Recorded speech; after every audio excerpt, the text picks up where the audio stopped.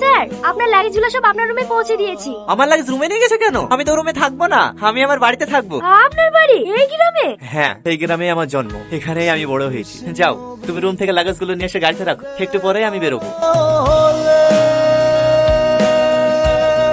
আপনাকে গ্রামের লোকজন কিভাবে দেখছে দেখিছে, মনে হচ্ছে যেন জীবনে কোনো পুলিশ দেখেনি। আরে না না, ওইরকম কিছু না, আসলে 6-7 বছর পর গ্রামে ফিরছি তো, তাই আর কি। ও, আন্টি গেলে আসবে বলছিলেন যে? নিয়ে আসবো, আগে ঘরটা ঠিক করে তারপরে।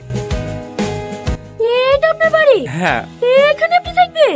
এখানে থেকে যে সুখ আমি পাবো, সে সুখ আমি কোটি টাকার ঘরেও পাবো না। সত্যি, তোমাকে যতই দেখছি ততই মুগ্ধ হয়ে যাচ্ছি। কি হলো, কি ভাবছো?